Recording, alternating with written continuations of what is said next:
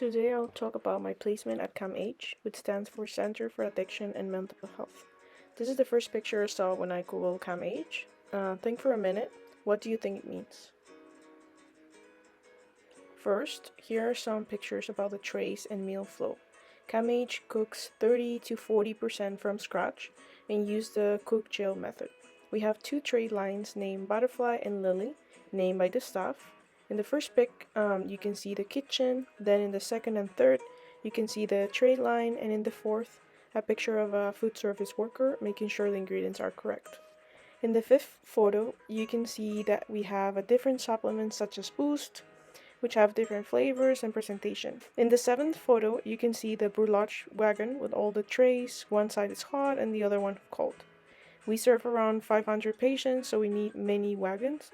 We can see the wagon station in the 8th After that, a tucker will take the wagons and take them to each unit, which we can see in the first and the second picture. Then in the third picture, you can see the wagons in the kitchen units. We have a barrier to serve the patients, and the breakfast is at 8:15 to 9 a.m., lunch is from 11:30 to 12:15, and the dinner is from 5:15 to 6 p.m. We also deliver coffee, tea, snacks, and the nourishment. In the fifth picture, you can see how the dining area looks like. We have many of those for almost each floor and units. Then after that, we clean the kitchen unit, and then we take all the trays to the dish room. Then we put all the food, the organic waste into the soma and the popper. Now I want to show you the storage in CAMH. Some of them even have a map on the door so we can know where the usual items are. In the fifth photo, you can see the freezer that is minus 23 Celsius that has an L shape. Inside there are packed frozen meals such as halal, kosher foods. We also have a receiving area. We do have a delivery area on the first floor, but then we bring it down to the basement where we are.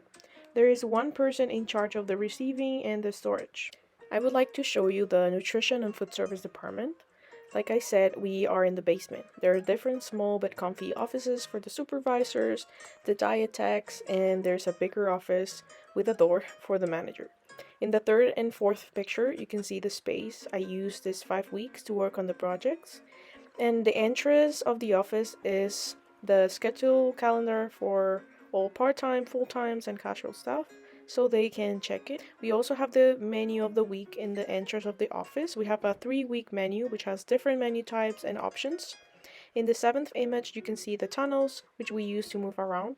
We can move from building to building using them. They were pretty confusing. I got lost a few times. Lastly, since we don't see the sunlight, we have plants on top of the offices. Now I'll show you some of the project I've worked on. This last week I've been working on a hand hygiene and washing audit. This is the most recent. Then I had to prepare a thick and easy bread mix. First I had to use the bread molds that didn't turn out very well. Then I had to freeze it for several days and experiment with the brulage wagons, and I got a good result. It's a lot of work and would only increase our food labor cost. Another project I worked on was creating a standardized recipe book for a salad, like a salmon salad plate. In this recipe book, I added the allergens to reduce the risk. Another project I worked on was to create and implement a tray accuracy audit.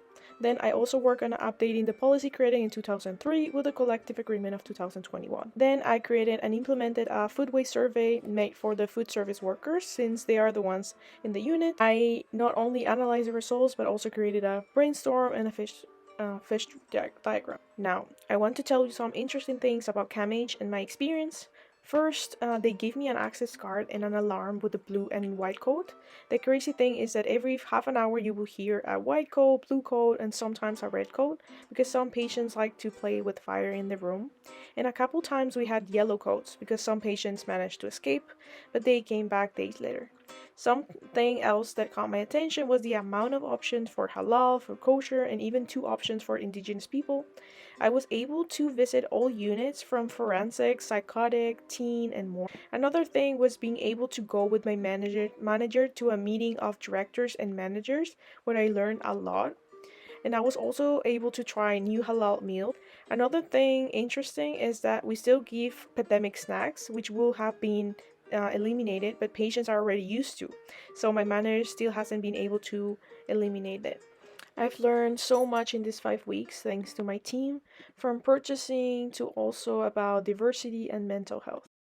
Now I understand this image. It means that the patient is never alone in the process. CAMH really cares about their patients. Mental health is health, and that CAMH does not judge their past.